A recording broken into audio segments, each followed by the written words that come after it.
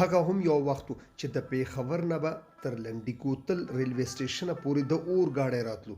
او پکې به د بهر ملکونو سیلانیان له دره خیبر سیل ته دغه تاریخي د اور ګاډي پټلۍ انګریزانو په 1920 کې جوړه کړې وه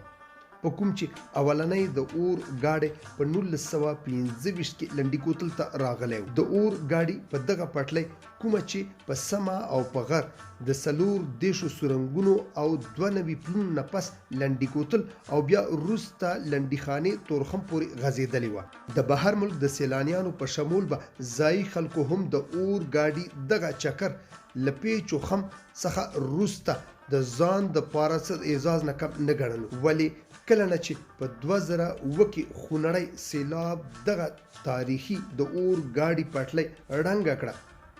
نو بیا هیچا دغه تاریخي پټلۍ له بیا مرمت کېدو هیڅ هڅه ونه کړه چې له وجې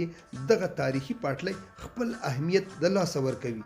ځایي ولس غوښتنه کوي چې د سیل و سیاحت لپاره دې دغه د اور ګاډي پټلۍ بیا مرمت کړی شي چې سیلانیان له دره خیبر د سیل دپاره په تاریخي اورګاډي کې راځي خلیل جبران خیبر نیوز لنډي کوتل